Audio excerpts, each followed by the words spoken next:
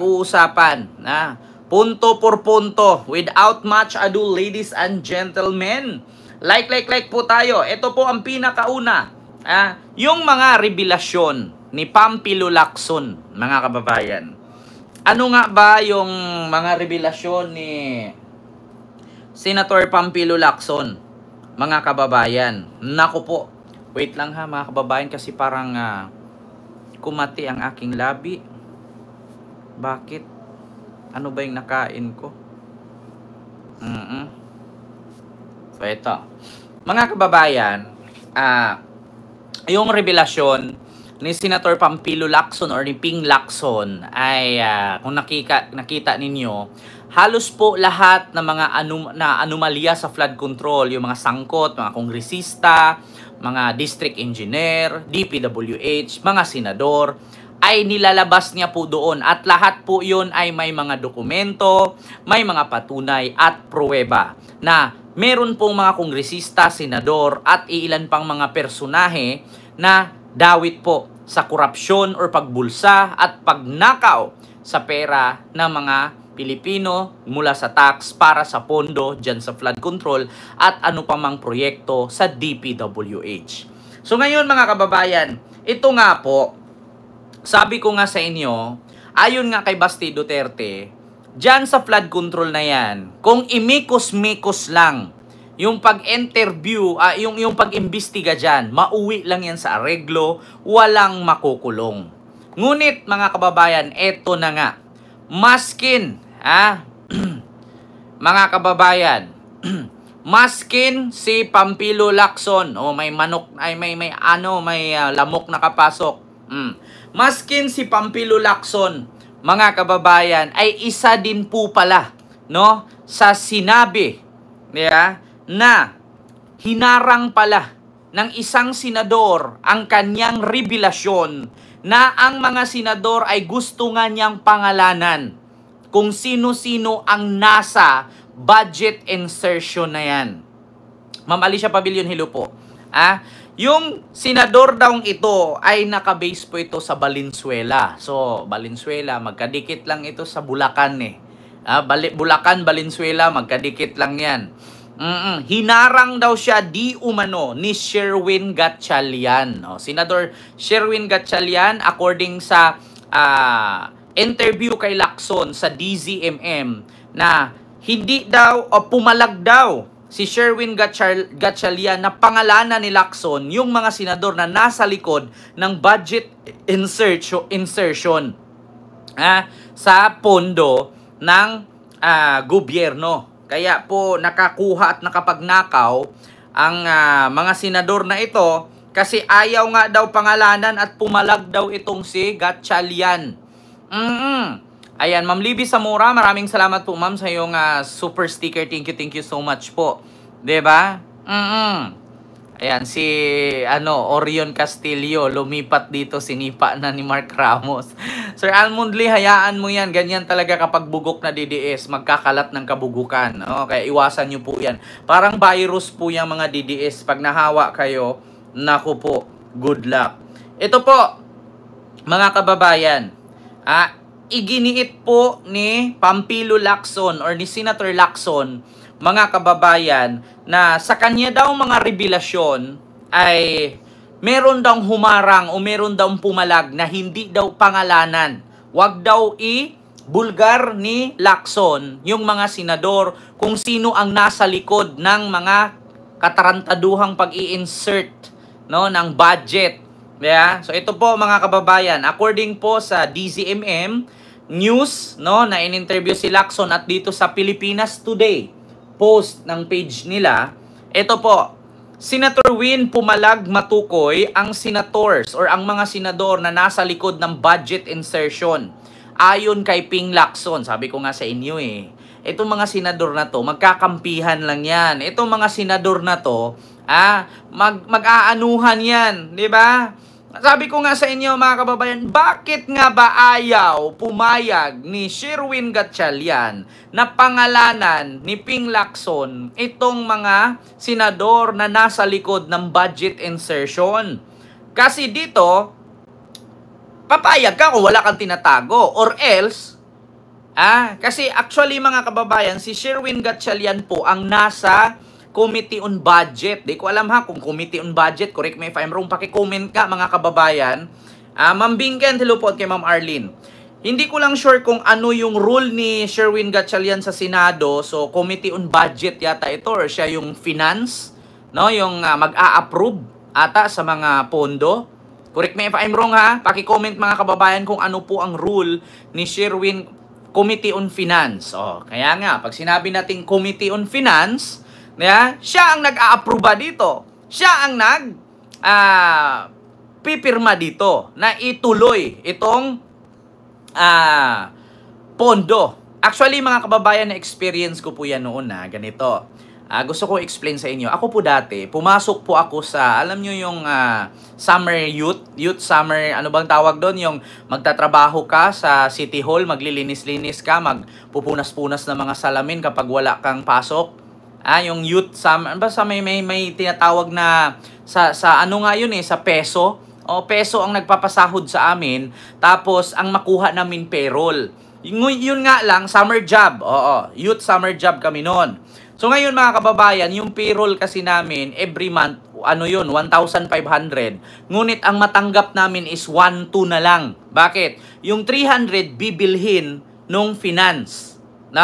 Yung finance na taga-bigay sa amin nung payroll, 1,2 lang ibigay sa amin, makakatanggap agad kami. Mas una pa doon sa release. Di ba? Kasi summer job yun noon halimbawa, ang sahod namin pitsa 20, pitsa 15 pa lang, makuha na namin. Ngunit, wala na yung 300. Kaltas na. Naranasan ko din yan. Naka-summer job ako noon Kasi payroll kami. Ang sahod namin every 20. Every pitsa 20. Ngayon, pitsa 15 pa lang, makakakuha ka na, makakakubra ka na. Yun nga lang, wala na. Kulang na ng 300. Kasi, in advance mo nang kinubra, yung 300 nandun na sa finance.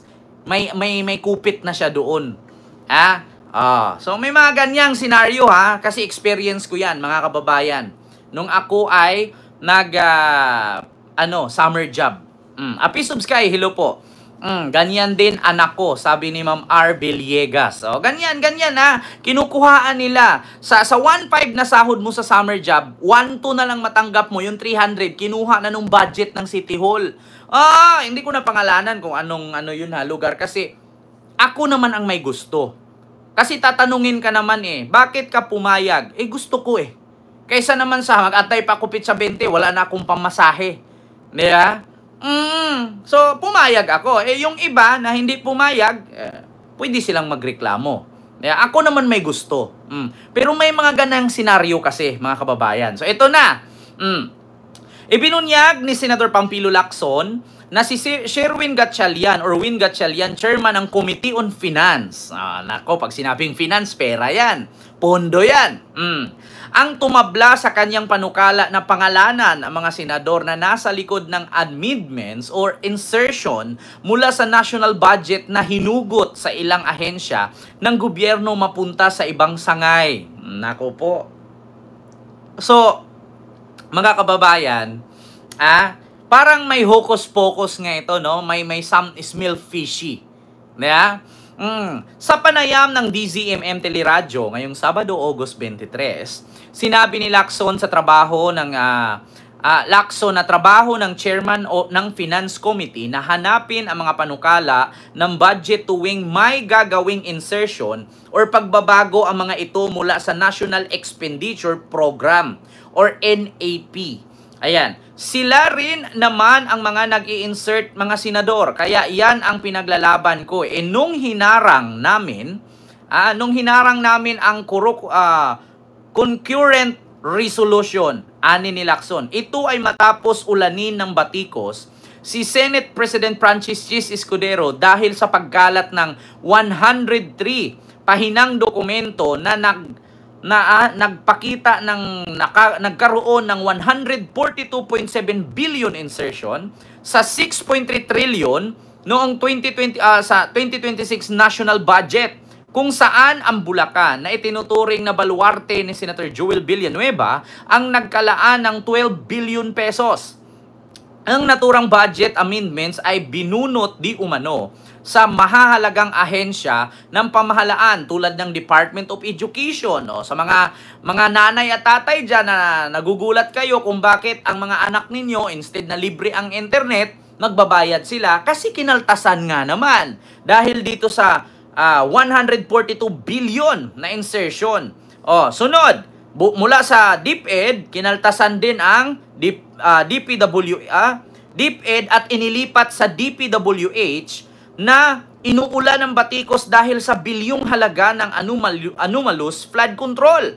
At bukod doon, kinaltasan din ang DOH or Department of Health, sa mga senior citizen dyan na kulang po ang supply ng inyong gamot, ay dahil po yan sa kinaltasan po ng pondo at inilipat sa DPWH, ngayon, kinurakot lang din naman.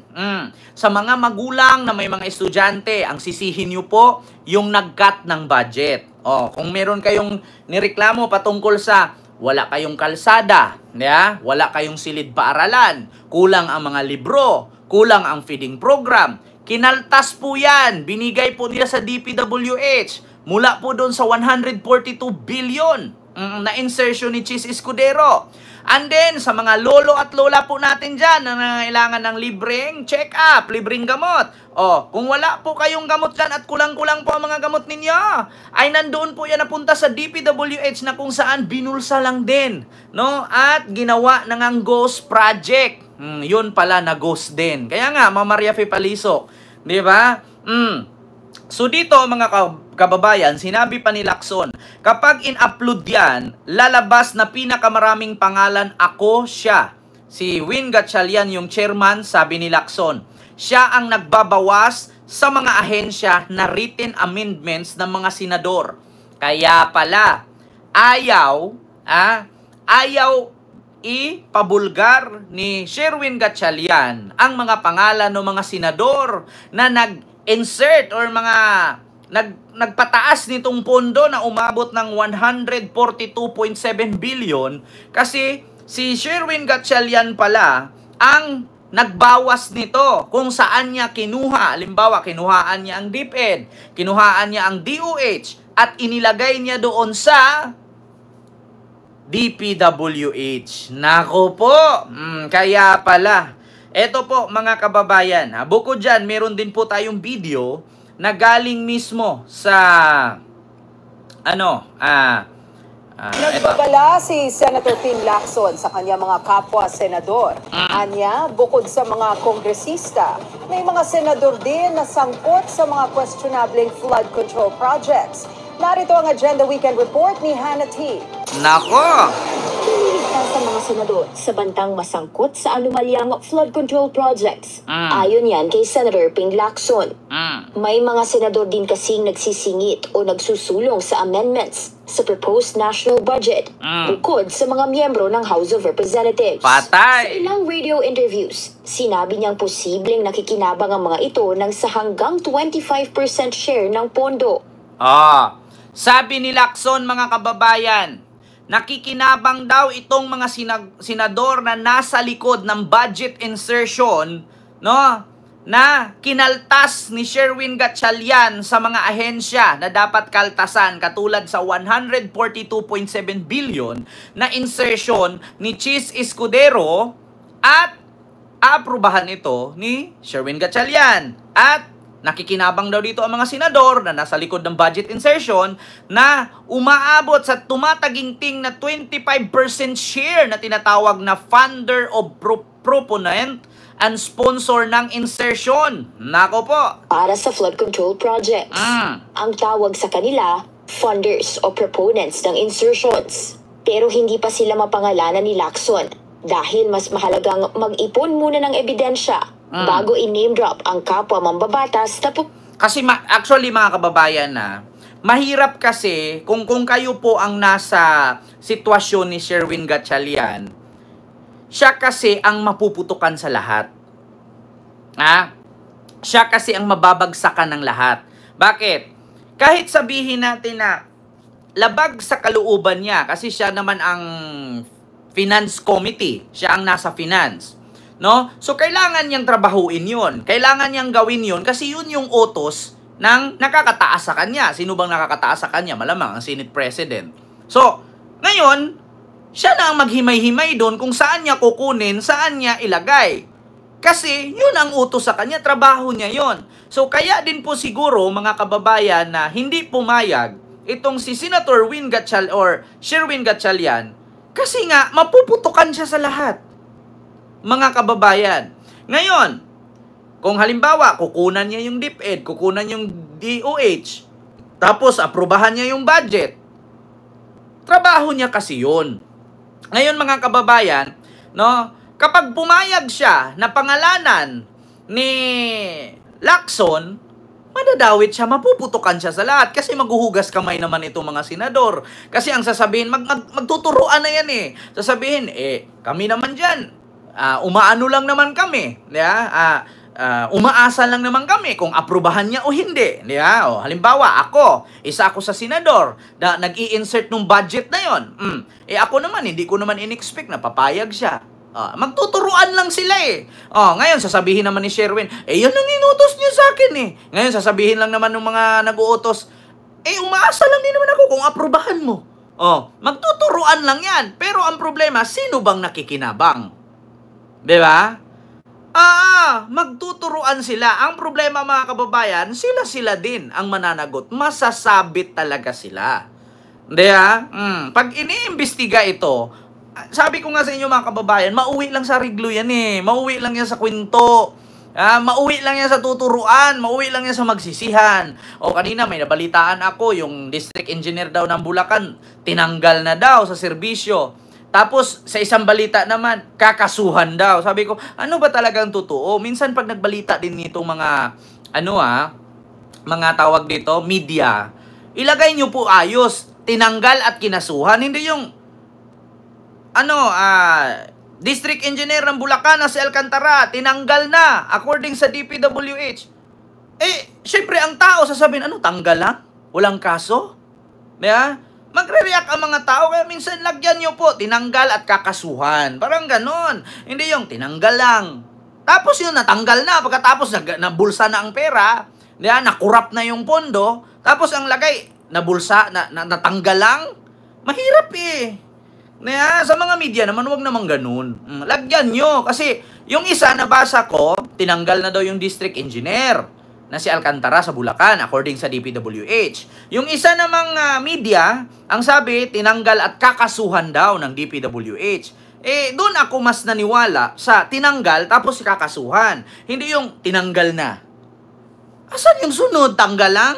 Siyempre yung tao, magre-react yan ngayon. Di ba? Kaya ngayon, tignan nyo mga kababayan. Mismong si Lacson. Posibleng sangkot. Ayon kay Lacson, may kanya-kanyang dahilan ng mga mambabatas pagdating sa insertions. Ilang halimbawa, ang pagtulong sa kanilang nasasakupan, pagtupad sa campaign promise, o kaya naman, para punuin daw ang sariling bulsa. Ang sinumang lawmaker na gumagawa ng insertions para sa infrastructure projects, pwedeng magkaroon daw ng karapatang pumili ng contractor para rito. Yan. Una nang pinanawagan ni Lacson. So, kung sino mang lawmaker, so halimbawa ako, senador ako, may kalayaan kang mamili doon sa pondo na yon. Halimbawa ako si Ken, senador. Tapos yung pondo ko doon, pagandahin ko yung distrito ko. Kasi ako senador, taga doon ako, pagandahin ko yung kalsada, pagandahin ko yung park nila. Ngayon, may karapatan akong mamili ng kontraktor. Ngayon, syempre, kung yung kontraktor na yun, kaibigan ko, tapos nung tumakbo akong senador noong 2022, binigyan ako 30 million, di syempre, yung nagbigay na sa akin ng 30 million na kontraktor, yun pa din ang tatanggap ng project ko. Sabi ko nga sa inyo mga kababayan lalabas at lalabas ang katotohanan dyan. Kasi pala, itong mga kongresista o senador na may hawak ng pondo, may karapatan palang mamili kung sino yung mga kontraktor na gagawa sa proyekto na kanilang ini-insert. Doon ang bababudgetan. Kung ako ngayon, kaibigan ko, nagbigay ng 30 million, pag may proyekto, siya ang pipiliin ko. Bakit? Conflict of interest Binigyan mo ko 30 million. So, pag nakakuha ako pondo, 25% sa akin, ikaw na bahala niyan. Ganun ba yan, mga kababayan? Nako, unti-unting laglagan ito. Ganun ba yan? Di ba? Siyempre, binigyan mo ko 30 million ng 2022 election, nung pangangampanya ko. So ngayon, pag naging senador ako, mag-insert ako ng pondo, pagandahin natin yung ilog na yan. So, sa 1 billion na budget natin, 25% sa akin, sa'yo na lahat yan. Ikaw na bahala dyan. Tapos, ilagay ko dito, completed. DPWH, completed na to ha. Siyempre, si senador na ganun eh. So, maniniwala si DPWH ngayon. Pagdating kay COA, ipasa ni DPWH, okay na daw to. Bakit? Pirma na ni senador eh. Mas mataas si senador kaysa kay COA. So, tapos na ang kwento. Ngayon, pagpunta ni PBBM doon, ni isang haligi, maskin isang bakal, walang nakatayo. Ang tawag doon, ghost project. Ngayon, sino ang kawawa? Tayo pong mga Pilipino na nagbabayad ng tax. Kaya nga sabi ni PBBM, mahiya naman kayo. Diba? Ganon yun. Nagets nyo ba ako, mga kababayan? Naintindihan nyo ba ako? Kasi, ito sabi. Lawmaker na gumagawa ng insertions para sa infrastructure projects. Pwedeng magkaroon daw ng karapatang pumili ng contractor para dito. Nako! Una nang pinanawagan ni Lacson na i-disclose o divulge kung sino ang proponent na aamyenda sa 2026 proposed national budget. Patay. Pumayag dito si Senate Finance Committee Chair Win Gatchalian. Nako! Ang Finance Chair ang dapat maglalahad nito, kasama ang dahilan kung bakit ito ginawa ng proponent. Giit ni Lacson, mas madaling masusubaybayan ang mga anomalya kung transparent ang bawat insertion sa budget para malaman agad kung sino ang nasa likod ng posibleng ghost project. Ngayon, paano nga malaman kung sino ang nasa likod ng ghost project kung yung sa 2025 insertion hindi nga naumpisahan itong panukala ni Lacson. Sa 2026, expected natin, malalaman natin kung sino ang nasa likod nitong ghost project, kung may ghost project pang mangyayari. Ang sakit kasi ng mga Pilipino, mga kababayan, ganito yan eh. Halimbawa ngayon, sikat na sikat yung usaping flood control. Siyempre, ang iiwasan ngayon yan, kasi marami nang na halungkat, marami nang nabisto dyan sa flood control na yan. Ngayon, sa sunod 2026 budget, yung mga flood control na yan, gaganda yan. Wala na mangungurakot dyan. Bakit? Kasi nasisilip na ng gobyerno, nasisilip na ng presidente. Sa sunod niyan, maghahanap na naman yan ng panibagong kukurakutan. Yung flood control, iba yun. Sige, ano na natin yung flood control? Okay na yan. Saan ang sunod nating kukurakutan? Doon tayo sa mga public works, sa mga kalsada tayo. Yung kalsada naman, doon na naman tayo. Ang sabihin natin, proyekto to ni Magdalena, proyekto to ni Pablo at ni Juan. Yung pala, ipapangalan lang ganito. Tapos magulat ka, wala pang taon, butas na yung kalsada. Kasi bakit? Yun na naman, substandard na naman ang mga ginagamit. Sabi ko sa inyo mga kababayan, ang mga Pilipino magaling maghanap ng diskarte yan. Kung ngayon nabibisto sila dyan sa flood control, maghanap ng paraang proyekto ng gobyerno yan, bukod sa flood control na kaya nilang pagnakawan. Kasi hanggat walang makukulong, walang mabibitay dyan, hindi titigil ang korupsyon. Kasi nga, mismo yung mga nasa nakaupo, ang nasa likod ng korupsyon na yan. Kasi bawat pondo na bitawan nila, meron silang makukuha dyan. Kaya hindi matatapos yung korupsyon na yan. Maniwala kayo sa akin mga kababayan. Sa ngayon, walang korupsyon dyan sa flood control kasi nasilip. Paano yung iba pang proyekto bukod sa flood control? Paano yung mga sports complex? Paano yung mga covered court? Sige nga, paano yung mga pabahay? Marami po ang mga ahensya ng gobyerno na nangangailangan ng pondo at kailangan ng infrastructure. Una, yung mga covered court. Napakarami po. Sa amin sa probinsya, haligi lang tinayo, bubong, walang pader, walang stage, walang CR, pero 50 million ang halaga. Sige nga. Nako, sabi ko sa inyo mga kababayan, hindi matatapos yan. Ang Pilipino, once na kawatan ka talaga. Yeah? Sabihin niyo ngayon flood control. Bakit flood control lang kayo nag-focus? Fokusan ninyo yung mga pabahay ni Digong noon. Fokusan ninyo yung nilagay sa build na bagong gawa na hospital, bagong gawa na airport. Tapos nakalagay pa doon 212 airport, samantalang 90 lang naman ang airport sa Pilipinas. Tigilan nyo nga ako. Sa flood control lang kayo nag-focus. Tignan nyo yung mga pabahay. Ngayon, ito huwag kayo magalit sa akin ang daming pabahay sa probinsya na binenta mismo nung mga na-awardan. Ilang mga nagmamay-ari ng pabahay sa probinsya na bininta at nanirahan sa Maynila. Yun pa nga lang, ang laki na ng korupsyon nun. Kala nyo, hindi ko alam yan? Ang dami na inawardan ng pabahay ng gobyerno na mas pinili nilang ibenta at nanirahan sa Maynila at nangupahan. Ang dami niyan. Diyos ko, doon pa nga lang sa pabahay na yon. Ang laki na ng nanakaw nila. Diyos mio Marimar.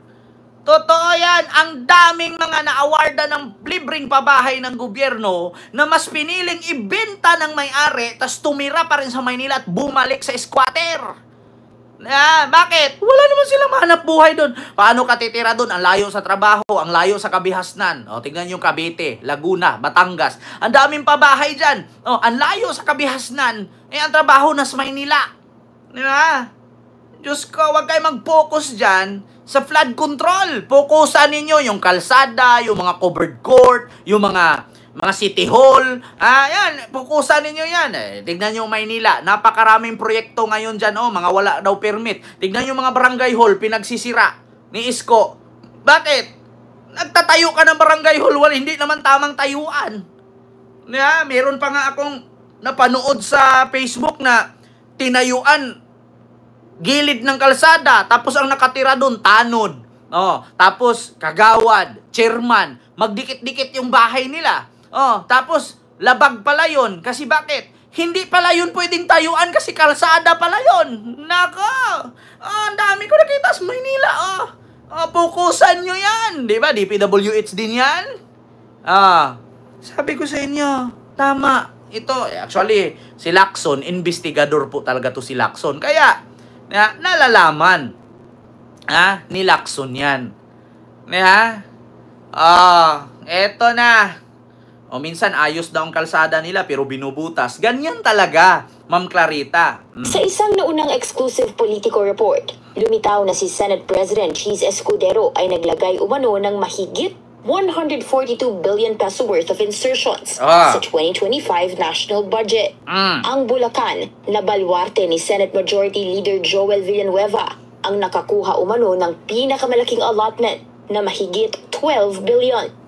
Agaran nitong tinanggi ni Escudero at tinawag na demolition job ng mga pabor umano sa impeachment laban kay Vice President Sara Duterte. Wag mo nang i-connect yan. Investigador, giit ni Lacson, dapat managot ang mga malalaking isda sa korupsyon para sa agenda weekend. Diba? Yun, mga kababayan. So, alam nyo na. Diba? Galing natin, Focus kayo dyan sa... Focus kayo dyan sa sa tawag dito, flood control. Maraming proyekto ng gobyerno. Pinagkakitaan din ng mga kongresista at senador. Diba, Ma'am Mary Chikawa? Susunod, mga kababayan. Eto pa.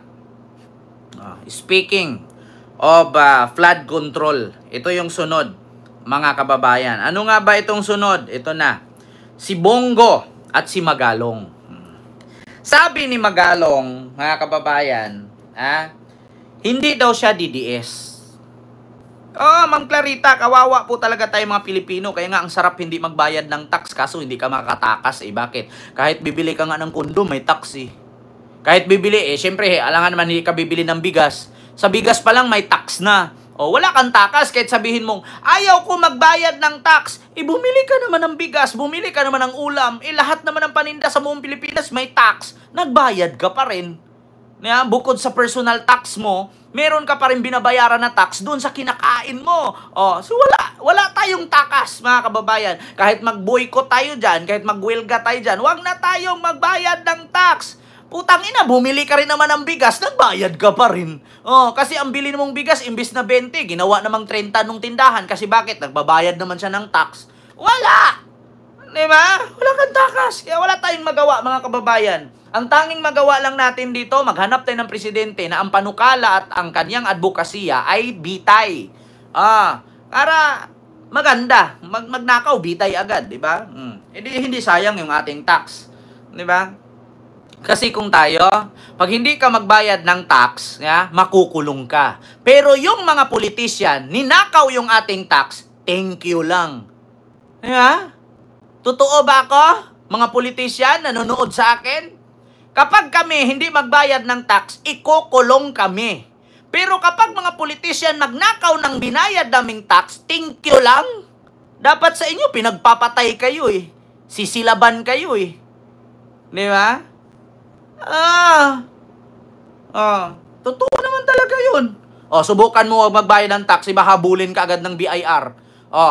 Inahamon ko yung mga sikat na artista dyan at malaki kumita. Huwag kayo magbayad ng tax, ibahabulin kay BIR. Tapos yung bayad din yung tax, dinakaw ng mga politician, thank you lang. Dapat merong mga congressman at senador na gagawa ng ganyan eh. Kapag ang Pilipino mapagod sa kakabayad ng tax kasi puro lang nakaw, hindi na dapat makulong. Bakit? Pag tayo di magbayad, kulong. Pag sila magnakaw, okay lang, thank you. So ito, sunod mga kababayan, si Magalong.